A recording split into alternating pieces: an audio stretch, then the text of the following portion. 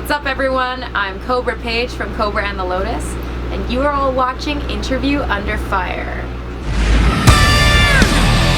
Destroy the crown from behind you.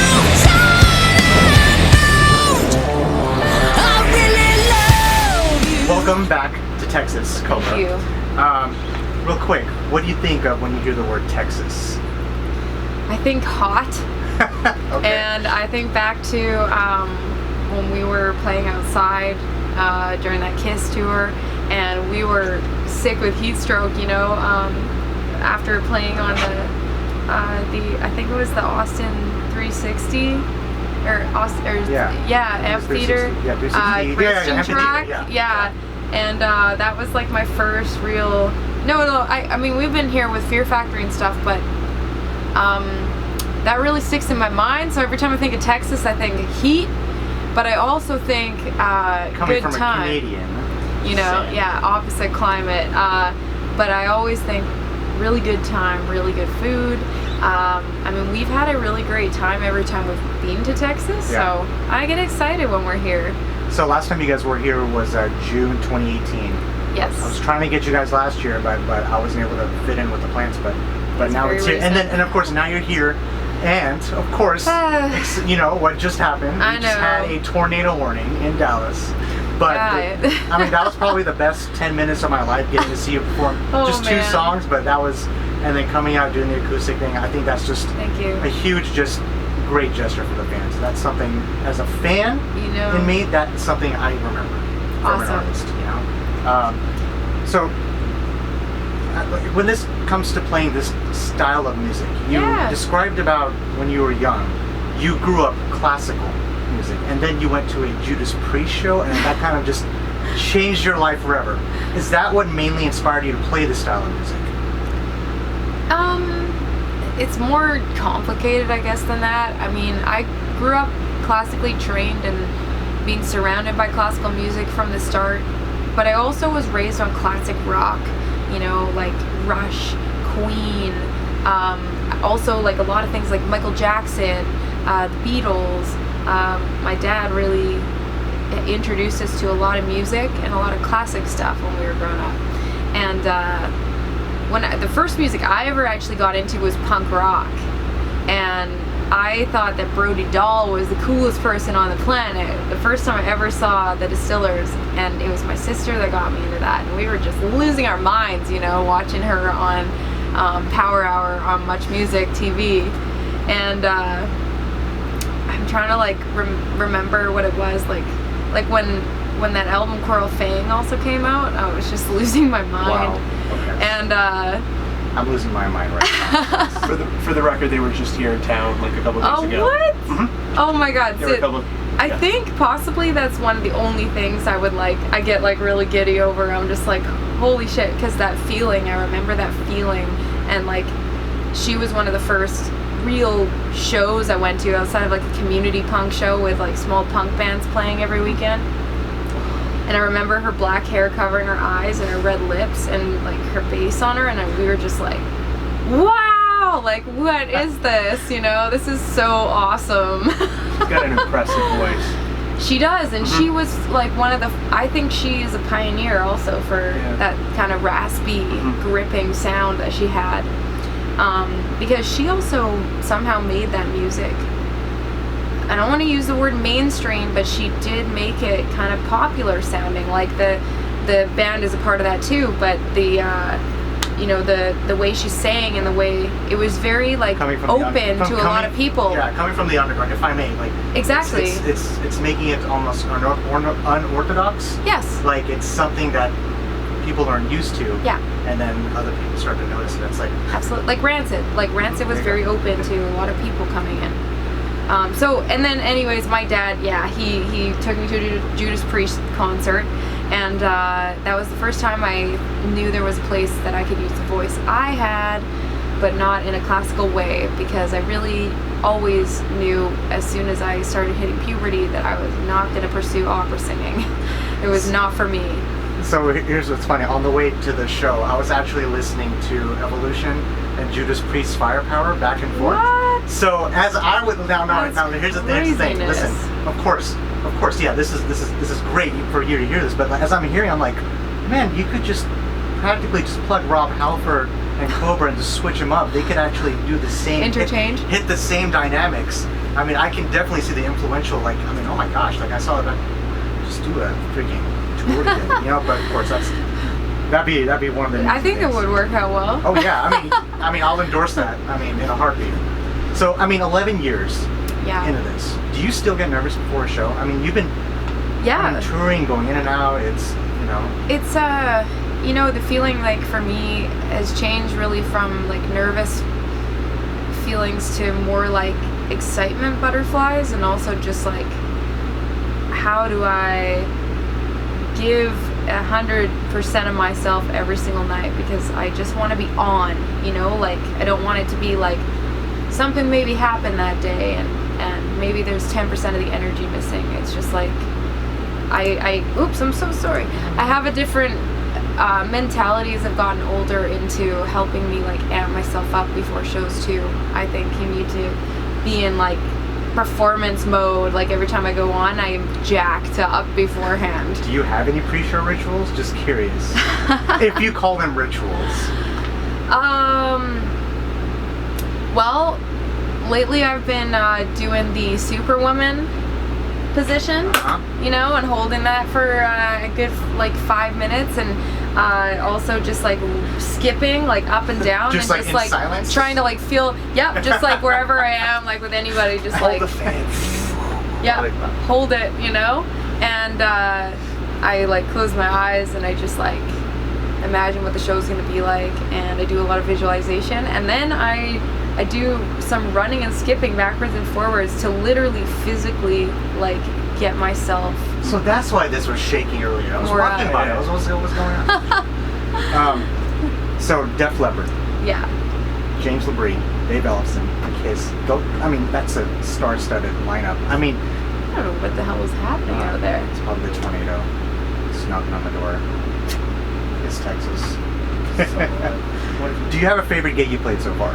You've toured with the likes of these bands. Man, we have played with a lot of bands. You're right, and very diverse bands. You know, like the list is very extreme. Really, you know, it goes from Fear Factory all the way to like Symphonic Delane to Camelot and Kiss, and now Sebastian Bach. And Delane was Cherry. just here a couple of days ago too. Yeah, Steel Panther. Yeah. Like the list has been pretty wild. I honestly like I'm enjoying this tour a lot. I've found it to be very fun, and I think that the band is also just we've matured a lot, and so I'm experiencing the tour in a different way. I think it's one of my favorites, actually. You know, because we've been an opener on a lot of the tours, I've found a lot of the tours we've gone through very, very stressful, because we have to show up and convince people that, you know, we're prepared and doing our best, but we won't have sound checks, we won't even have line checks. We'll be throwing our shit on stage and playing, you know, as people are like coming in essentially, and it sucks, and it does affect like how my memories of my personal experiences with things, and it will have nothing to do with the band, you know what I mean? It just has to do with what we're actually experiencing on our side.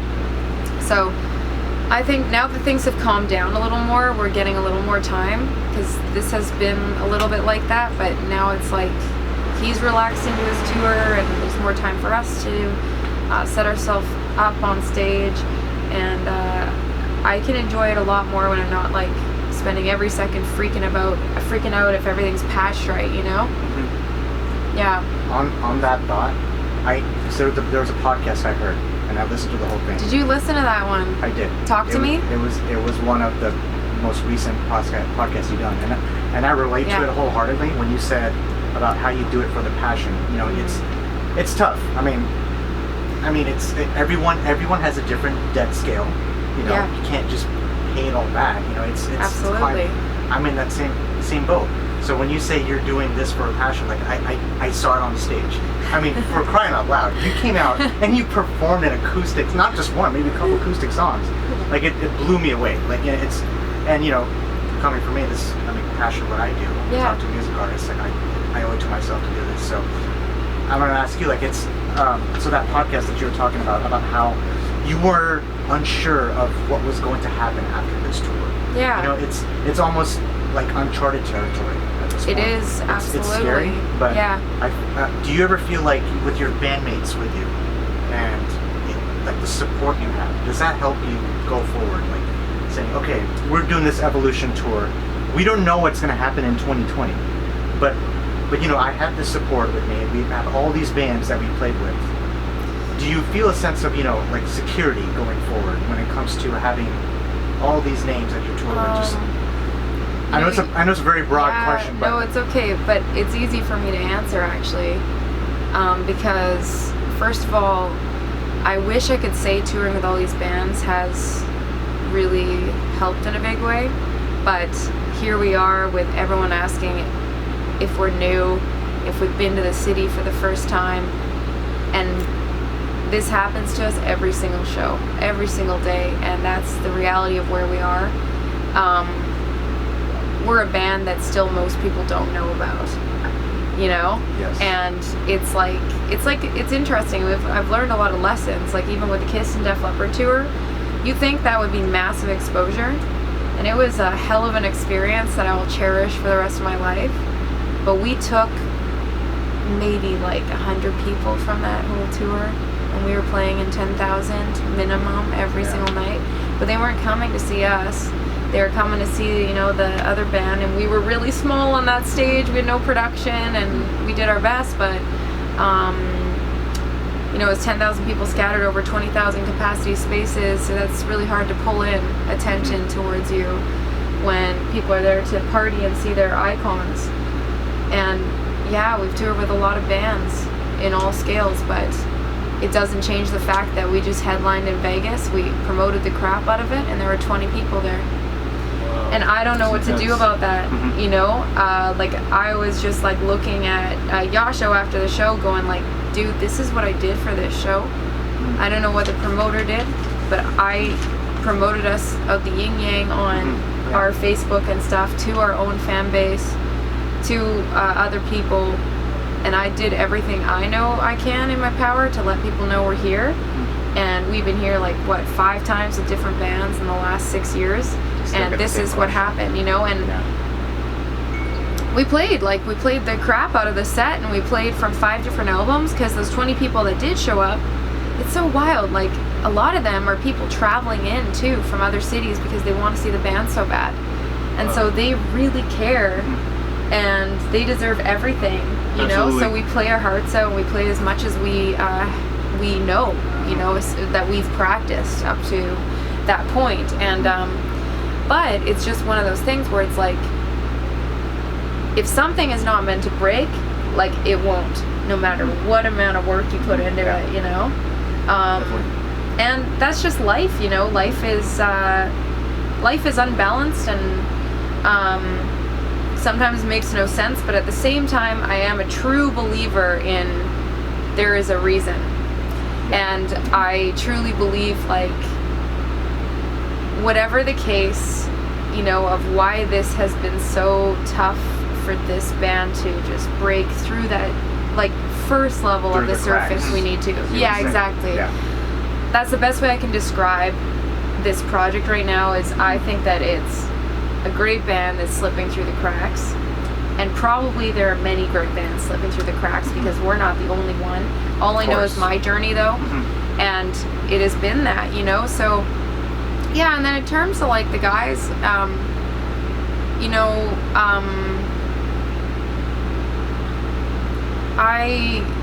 I'm the only one that's taking the risk in this project, so these guys, like, they're not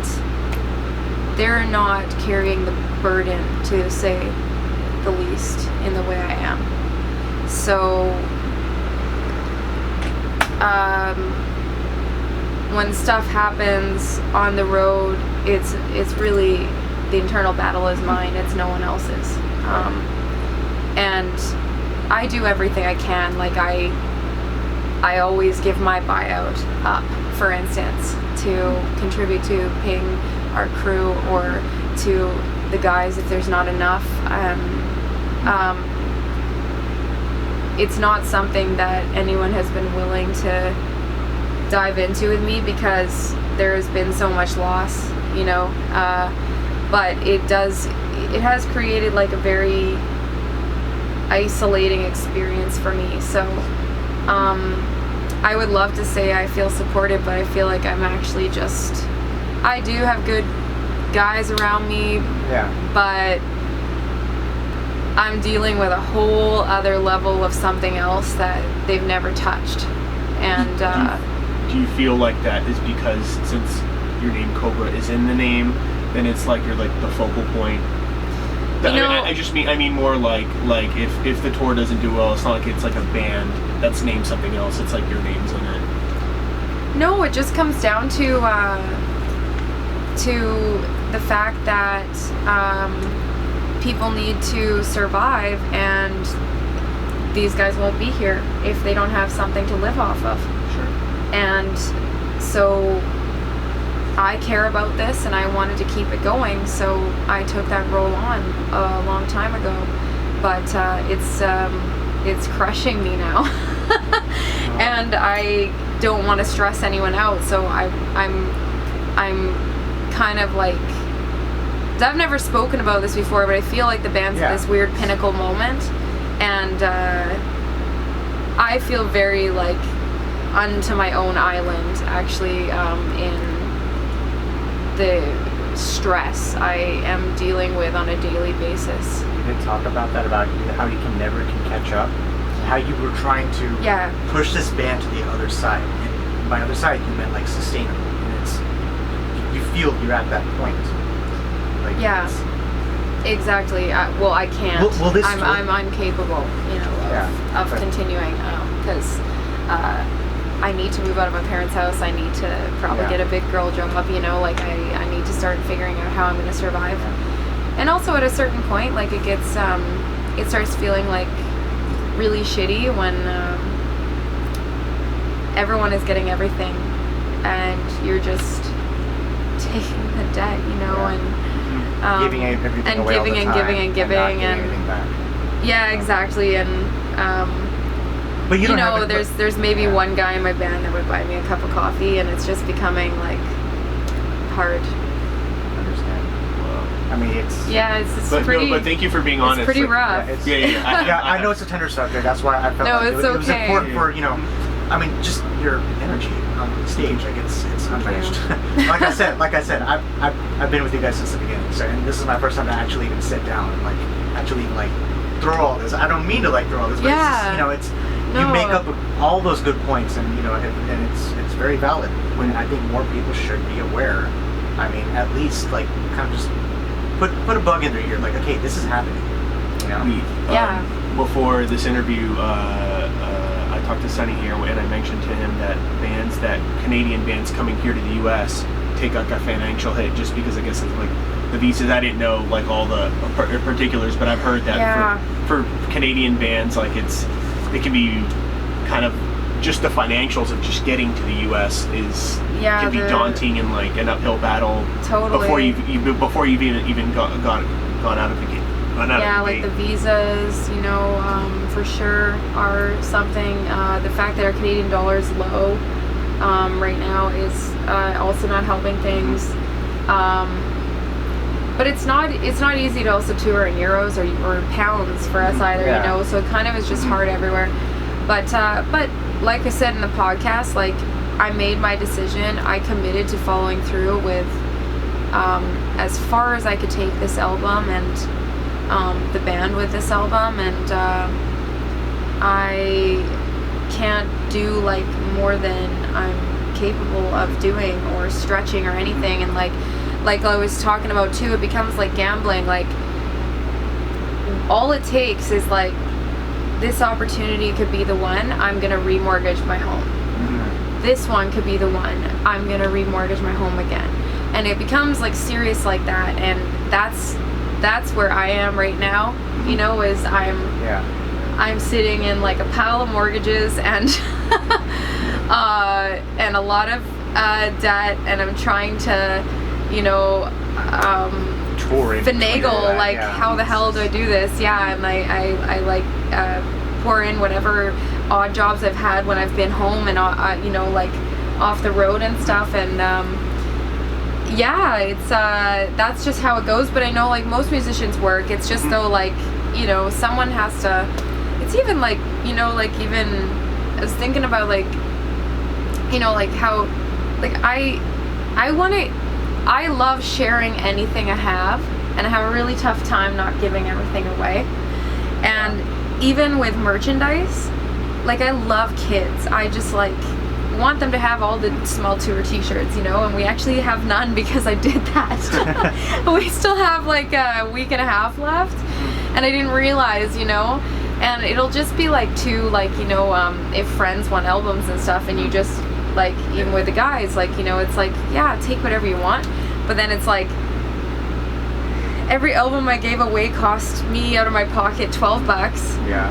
You know, every vinyl costs this much out of my pocket, and it's like everything is coming out of my pocket, and literally, and you know, it just like, I don't know, the whole thing is kind of like a nightmare right now. It's hard to probably reconcile, like probably like you don't want the financials to like be the, like, you know, the barrier between like, hey, I can make a connection right now, I'm giving you this shirt so that we have a connection, like, and that's better than like, oh, I couldn't afford the shirt, I didn't want to come talk to you in the merch table, or you know what I mean, like. Well, and that's it. And also I appreciate that you know, the guys still are committing to their time and being here on the road and being part of the studio and like being in the project when, you know, in that sense.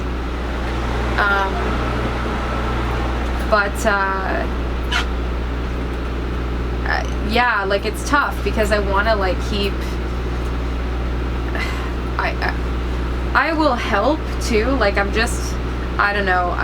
You can really be milked also sometimes, and yeah, it's a fine line. I also don't like disappointing people, and you know, if like the conditions aren't good enough for someone, it's like I don't really know what to do, you know, because this is already way over what I can afford, you know. So it's an interesting thing, but also, you know, like it's hard to be on the road, so I understand it too, and I have empathy for like if you know, people need showers and people need space and blah blah blah, and I've been doing it for a while, you know, but I'm one person, you know, that can only do so much, and yeah. I know you've answered this many times during your interviews, but in 2013 you talked about going through the Lyme disease. Yeah. Does that have an impact on everything you've already been through? I mean, does that have... Yeah, I mean, I think everything in my life has had an impact on something, you know, and Lyme disease was a really humbling thing because my health was kind of in the crapper, like it, you know, I was very fatigued and weak and couldn't think well, and didn't have a great short-term memory. I had a tough time concentrating and speaking to people because my brain was just so foggy, and I'm used to being very active, and I couldn't really do much without my muscles tearing. So it was just a really wild thing to start to be not as vital as I was used to having. I usually had a lot of like life force to offer around, you know, and from that, like, I really had to dive deep into myself to also reevaluate like more purpose in the music, and that's when like the music started becoming very honest, you know, about my like human experiences. Right. So you said it had an impact on Prevail 1 and 2. Yeah. Did that? I think you also said that it didn't really change the way you were going to do the music, but it had it wouldn't have big of an impact if you didn't have that health issue. Like the vision was already moving that way, but me as a person, because I became more vulnerable physically, I actually became even more honest with myself, I feel like, because I had to be humble to what I was capable of doing, and I wasn't like capable of as much at that time, and I was really struggling like to think every day, and what like a crazy thing like I took for granted before was clear thinking, just simple things like that. Moving with no problems in the gym, you know, and I started to just be very honest with how I spoke in the lyrics, and I think that just opened a can of worms, and ever since then I've just becoming like even more and more honest, you know, and it feels very genuine for me. Yeah, it feels closer to whatever my sense of purpose is. Is it true that you like to write under pressure? Yes. Okay, can you get, like, why is that? I'm just curious. Like, I've always been that it's almost person. like studying for an exam, but you wait till the last minute so you know can cram it at the end. You know what I'm saying? You're gonna not even believe this, but the way I used to study for exams when I was in high school, not university, but high school, was I had a great memory, and so I would wake up at 4 a.m. study, like cram for like an hour and a half, and then I'd sleep until I had to get up, and then I'd write the test. And I like had it all fresh from like just a few hours before I had woken up. And it's just like it's kind of something that, as being more and more even me as I've gotten older, I just really enjoy the intensity, I guess. So it's not even like a procrastination thing with the writing. It's more like I love to make it very focused and intense, and I like the visceral emotions coming up, and it's like a mindset. Totally. There's something that clicks with me, and it for sure has to do with intensity and focus. You know what it is? It's a Libra thing. Are you the same way? That's the same thing. Like I said, I study like right in the last minute. I prepare everything in the last minute. It's just the way I do things. Yeah. It's not a procrastination thing. It's just the way that how my brain is wired. You know, some people will study forever and then still, you know, maybe it might not click. But because it's also not a quality thing either, right? Like there's no way in hell. And so I don't know what's in the future now. So what I'm just focusing on is the present, enjoying what is happening now. I recognize how like amazing it is to be on the road with a tour like this, because it's so hard out there for bands to also get invited onto tours. So I'm so grateful for what we're having now, and that's all I'm focusing on, is just like how proud I am of the record, how proud I am that we all did this together, how proud of the history we've made together, because it is a legacy, and all the experiences and all the stuff we've gone through, and you know, also just all the wonderful people we've met, how much this has grown me as a person. That's really what I'm hanging on to. I'm not actually looking to the future. Stay in the moment. Yeah, because as of now, like I literally can't accept anything unless because I don't have more to. I can't lose more. So it's one of those things where it really feels out of my hands, like in the most 100% way. Yeah. It's out of my hands. So. But you could also, I don't mean to interrupt, but it's like you could also look at it away like you made this happen. You know, it's like that's always a positive. And that's pretty. It's amazing. It really like proves how strong and like the resilience we are as individuals as well. Yeah. We really can manifest things, you know, in certain ways for ourselves, and we did. I mean, we're doing this, and we are living the life.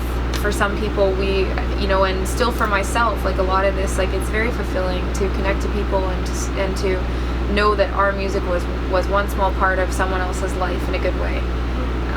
Is everything I've lived for this, and that makes everything worth it. So I have no regrets whatsoever. But I'm really focusing on what is now. But we did get good news actually. Yesterday I got so now that you're pointing this out, There you go. We got a really good piece of news, which was that we have sold enough of Evolution records so far to apply for a factor grant from the government for some tour support. From Canada. And I was really worried we weren't going to pass the line, you know, with the digital thing. So we were just talking about that, about how the government of Canada the Canadian Yeah. government. funds the artist to actually record in the country. Yeah, I mean, Yeah, that's which we've never received a grant to date because I have Americans in our band. interesting. Yeah, Oh, wow. so we have like been disqualified from a lot of things. Okay. Which has really blown, but this one we can apply for, this tour grant, and it's the first time It's a like tour grant? it's a tour grant. Okay. So it's like we can get, I think it's 5,000 Canadian, but you know what? That helps. That's better. That's like that's one better. third of this bandwagon, or 1/4 Yeah. maybe. Okay, for this tour. So that's very helpful. You know. Definitely. And but we couldn't apply until we had those record sales past a certain number. So yeah, that was just one piece where it's like, okay, you know, if more things like this happen, this is what makes it possible. Yeah. Definitely. And I will keep going if it, Yeah. you know, if Yeah. I get these little like glimmers of, yeah. I guess it's the way Weaver's balancing each other out for that. See? So that's great, Kobra. I mean, I'm glad you have that. I Thank didn't you. know about Well, we that. don't know I if we're didn't gonna know get about it, that. but at least we can apply. You know. I've seen. Fingers crossed. I don't know if there's a band from Winnipeg called Ken Mode, Okay. and they actually. I've heard of Ken Mode. Yeah, they actually won they won a Juno for best album. I think in 2000, whatever. Let's say 3 or maybe 5 years ago. Okay. But I saw them at South by Southwest one year, and they're this heavy kind of dissonant noise rock band. And I was like, how'd you guys get here? And they're like, oh, it was through like one of these like Canadian grants that they did it. Yeah. Wow. So yeah. It's, I'm Yeah. saying, like, it's possible. Like, it's It not, is. This Yeah. I wouldn't call it the end of the road. And- Considering yeah. where you guys are at, the new album, Grant, and you guys still have Texas. Hopefully, no more tornadoes. But you know, today was a whole Oh different. yeah, circle. we're not I've never done, seen and it it's like not this. over till it's over. Yeah. Yeah. And it ain't over yet. But I mean, it was really cool though that like you were that you went out and like your two bandmates and y'all did 3 songs. No one asked you to do that. I think there are a lot of phones up, and Yeah, that that's was a connection beautiful. that you can't really. I mean, yeah, like you only got to play 2 songs, but on the flip side, you gave these people an experience. You know, maybe that was Something. a good takeaway a little from No Power. Pick me up. Totally. Yeah, Do you- absolutely. Well, I was gonna ask this like a while back. Do you have like other interests that feed your creativity within the band, like outside? Maybe you don't. Maybe you don't even listen to any metal outside from this. you know, Yeah. Or something like that. I mean, I love a ton of different music, and because my partner is Swedish, I've been listening to a lot of Swedish music, actually, Okay. and I can't even understand it. But I really love it, and they have so much pride, you know, national pride. That It's a there's band, just there's an artist called Lars Winnerbäck, and it's pretty raw stuff, and he speaks about things that the Swedes are connecting to, and I can't understand him, but What genre? I is that? feel it. I would say it's like folk indie rock, Oh wow. Huh. Okay.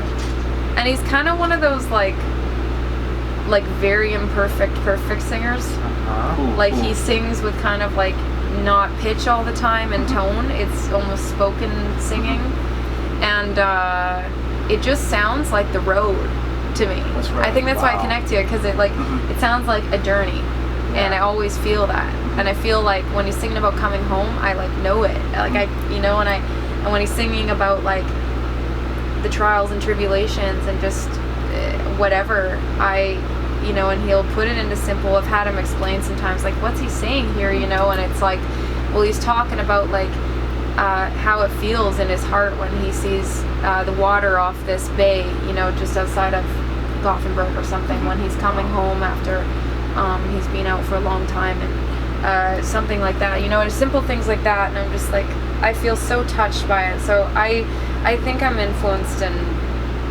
I am motivated by a lot of things. When you start out classical music, Now we're talking about this, like Swedish Yeah. folk indie. I didn't I know that know. was a thing, but now it is.